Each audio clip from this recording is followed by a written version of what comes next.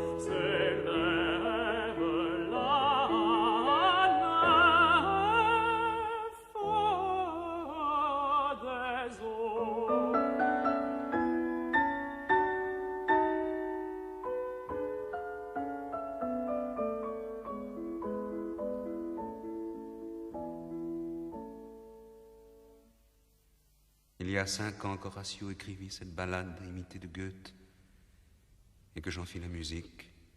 Nous étions heureux alors. Son sort n'a pas changé. Et le mien. 5 ans que j'ai souffert depuis là.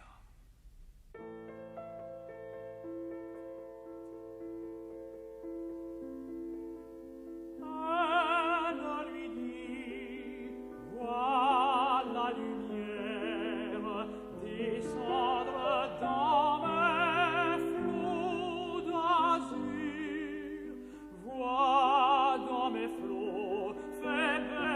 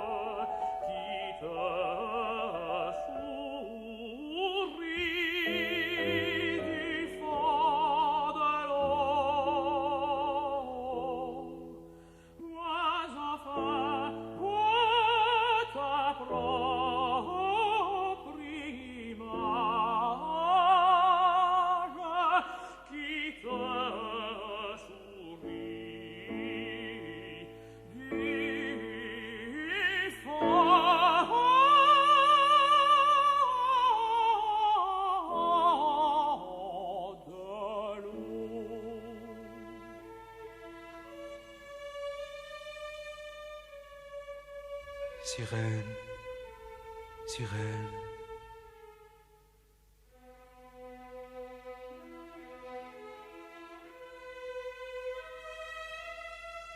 Oh Dieu, mon cœur se brise.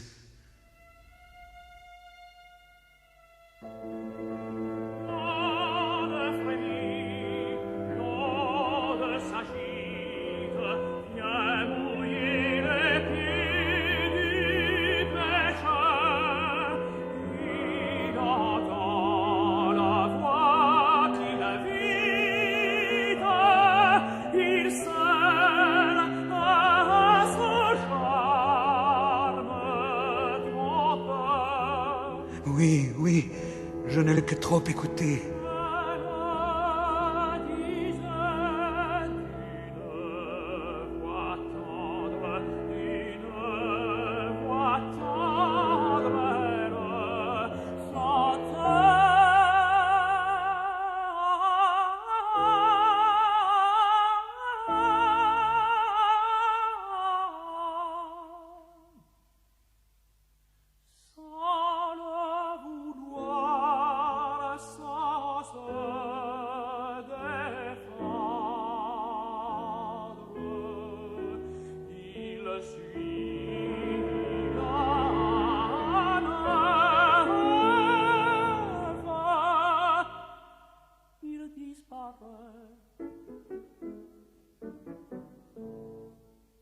Étrange persistance d'un souvenir.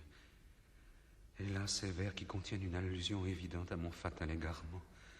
Cette musique, cette voix qui retentisse obstinément en moi, ne semble-t-il pas me dire que je dois vivre encore pour mon art et pour l'amitié? Vivre. Mais vivre, pour moi, c'est souffrir. Et la mort, c'est le repos. Les doutes d'Hamlet ont été déjà une première fois sans force contre mon désespoir. Seraient-ils plus puissants contre la lassitude et le dégoût? Je ne cherche pas à approfondir quels seront nos songes quand nous aurons été soustraits au tumulte de cette vie, ni à connaître la carte de cette contrée inconnue d'où nul voyageur ne revient. Hamlet, profonde et désolante conception, que de mal tu m'as fait. Oh, il n'est que trop vrai, Shakespeare a opéré en moi une révolution qui a bouleversé tout mon être. Et Moore, avec ses douloureuses mélodies, est venu achever l'ouvrage de l'auteur d'Hamlet. Ainsi la brise, soupirant sur les ruines d'un temple renversé par une secousse volcanique, les couvre peu à peu de sable et en efface sans fin jusqu'au dernier débris. Et pourtant, j'y reviens sans cesse, je me suis laissé fasciner par le terrible génie. Qu'il est beau, vrai et pénétrant, ce discours du spectre royal, dévoilant au jeune Hamlet le crime qu'il a privé de son père. Il m'a toujours semblé que ce morceau pouvait être le sujet d'une composition pleine d'un grand et sombre caractère. Son souvenir m'émeut en ce moment plus que jamais. Mon instinct musical se réveille. Oui, je l'entends. Quelle est donc cette faculté singulière qui substitue ainsi l'imagination à la réalité? Quel est cet orchestre idéal qui chante en dedans de moi? Une instrumentation sourde, une harmonie large et sinistre, une lugubre mélodie, un chœur en unisson et octave, semblable à une grande voix, exhalant une plainte menaçante pendant la mystérieuse solennité de la nuit.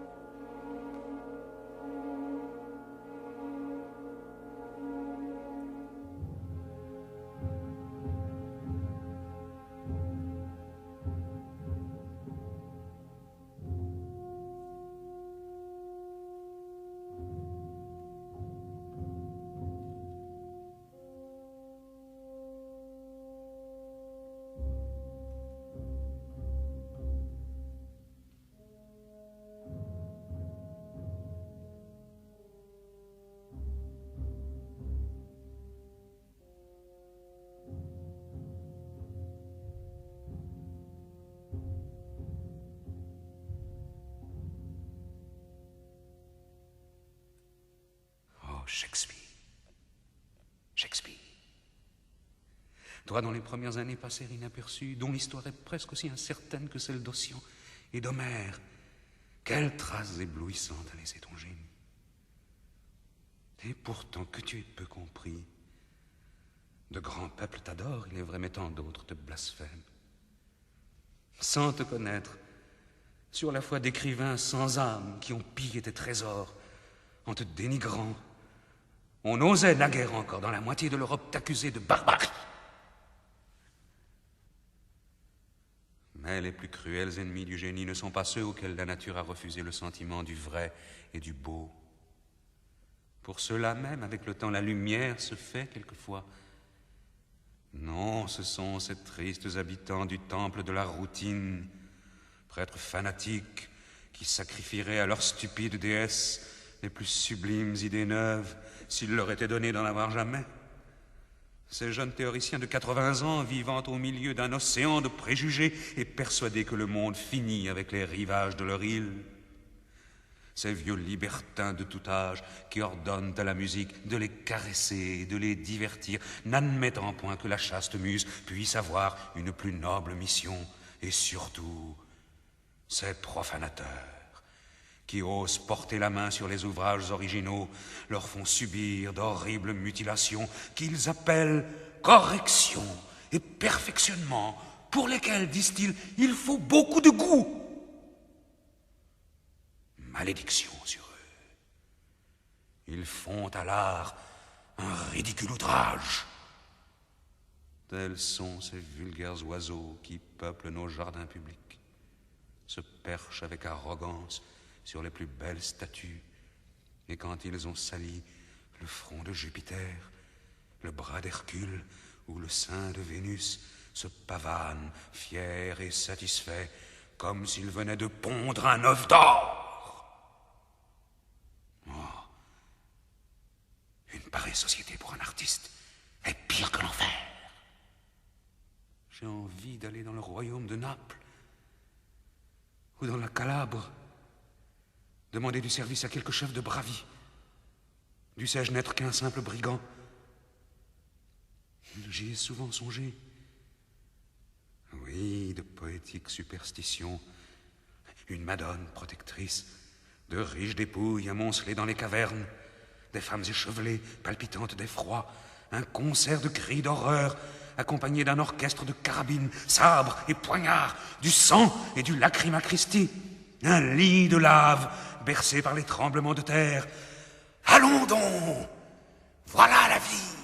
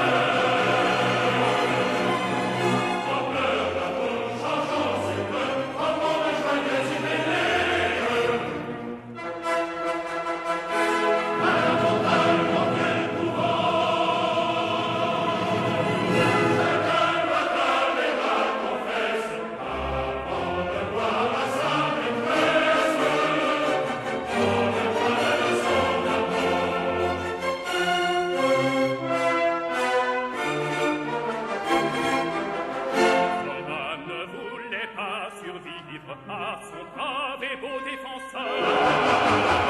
Le prince est mort, percez mon cœur, autant vous laissez-moi le suivre.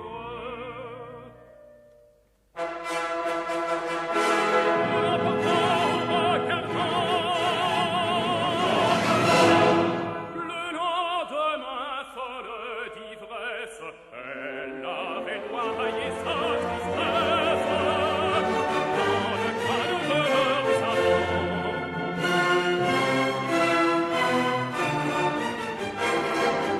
Si elles étant de colons, nos chevaliers sont morts, une heure mourir pour vous, une heure des seuls, le prix du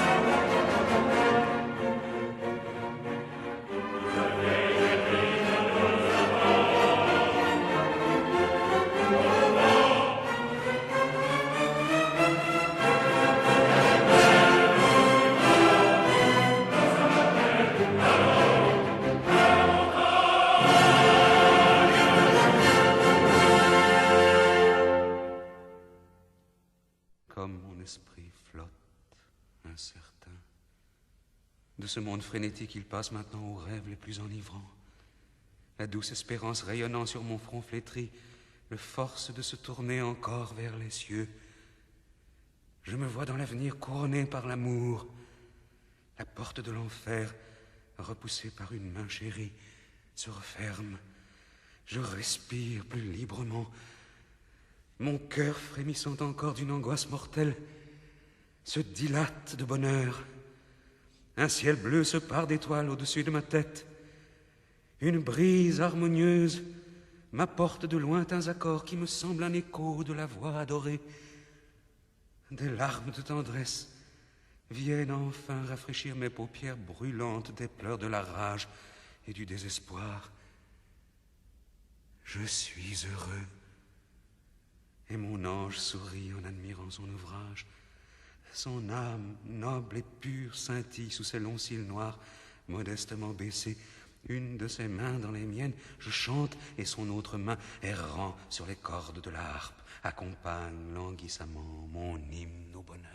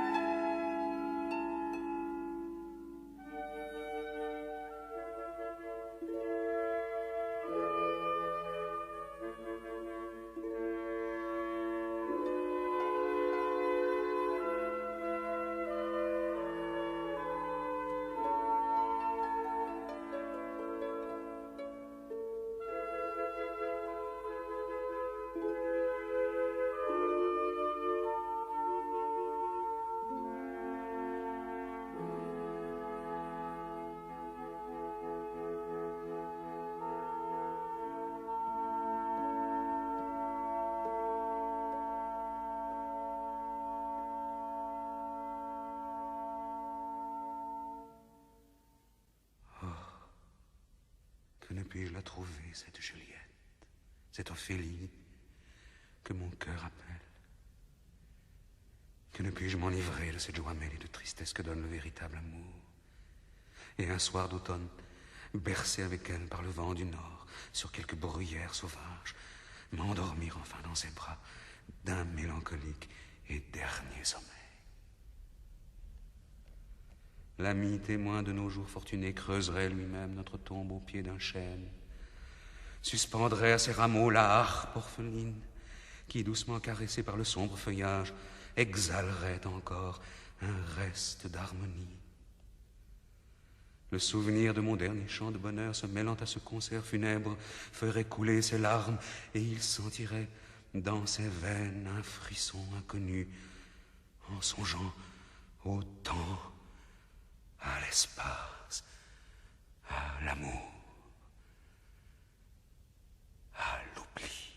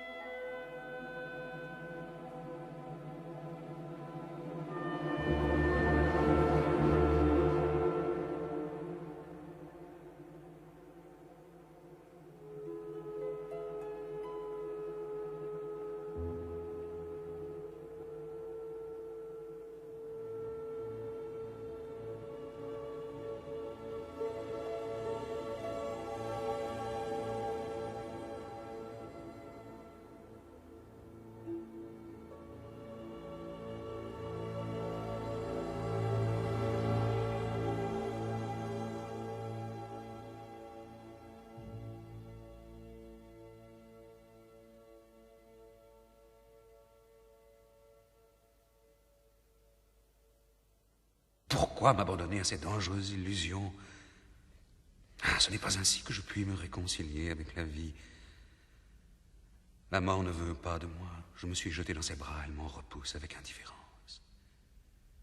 Vivons donc, et que l'art sublime auquel je dois les rares éclairs de bonheur qui ont brillé sur ma sombre existence me console et me guide dans le triste désert qui me reste à parcourir. Oh, musique, maîtresse, fidèle et pure, respectée autant qu'adorée, ton ami, ton amant t'appelle à son secours. Viens, viens, déploie tous tes charmes, enivre-moi, environne-moi de tous tes prestiges. Sois tout chaude, fière, simple, parée, riche, belle. Viens, viens, je m'abandonne à toi. Pourquoi réfléchir? Je n'ai pas de plus mortel ennemi que la réflexion. Il faut l'éloigner de moi. De l'action, et elle va fuir. Écrivons, ne fût-ce que pour moi seul. Choisissons un sujet original d'où les couleurs sombres soient exclues.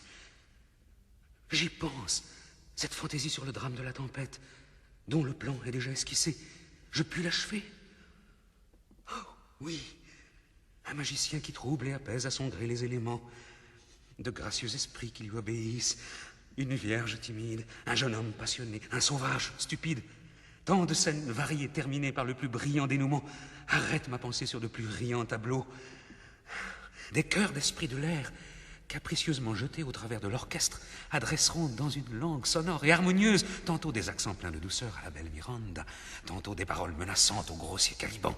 Et je veux que la voix de ces sylphes soit soutenue d'un léger nuage d'harmonie que brillantera le frémissement de leurs airs. Justement, voici l'heure où mes nombreux élèves se rassemblent. Confions-leur l'exécution de mon esquisse. L'ardeur de ce jeune orchestre me rendra peut-être la mienne. Je pourrai reprendre et achever mon travail. Allons, que les esprits chantent et folâtrent, que la tempête gronde, éclate et tonne, que Ferdinand soupire, que Miranda sourit tendrement, que le monstrueux Caliban danse et mugisse, que Prospero commande en menaçant, et que Shakespeare me protège. Laissez la place pour le piano. Ici. Vous ne comprenez donc pas qu'ainsi tournés, les pianistes ne verront pas le chef d'orchestre. Encore plus à droite. Bien. Nous allons essayer ma fantaisie sur la tempête de Shakespeare. Regardez le plus souvent possible les mouvements de votre chef. C'est le seul moyen d'obtenir cet ensemble nerveux, carré, compact, si rare même dans les meilleurs orchestres. Les chanteurs ne doivent pas tenir leur cahier de musique devant leur visage. Ne voyez-vous pas que la transmission de la voix est ainsi plus ou moins interceptée? N'exagérez pas les nuances. Ne confondez pas le mezzo forte avec le fortissimo. Pour le style mélodique et l'expression, je n'ai rien à vous dire. Mes avis seraient inutiles à ceux qui en ont le sentiment et plus inutiles encore à ceux qui ne l'ont pas. Encore un mot. Vous, messieurs, qui occupez les derniers gradins de l'estrade, tenez-vous en garde contre votre tendance à retarder. Votre éloignement du chef rend cette tendance encore plus dangereuse. Les 4 premiers violons et les 4 seconds violons solis ont des sourdines? Bien. Tout est en ordre. Commencez.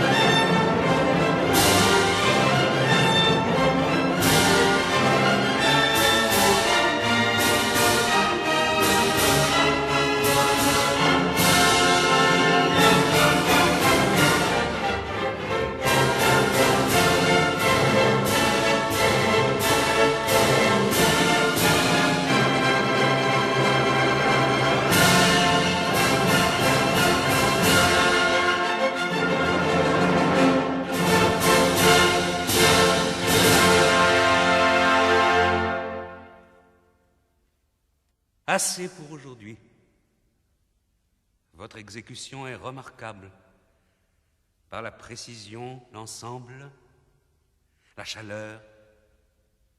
Vous avez même reproduit plusieurs nuances fort délicates. Vos progrès sont manifestes. Je vois que vous pouvez aborder maintenant des compositions d'un ordre beaucoup plus élevé que cette faible esquisse. Adieu, mes amis. Je suis souffrant. Laissez-moi seul.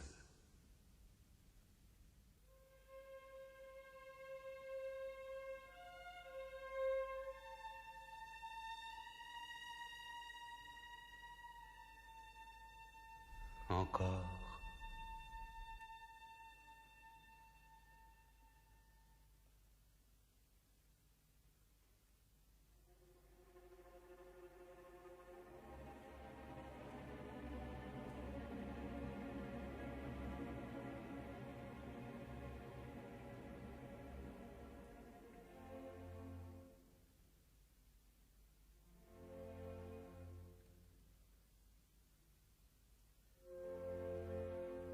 Encore et pour toujours.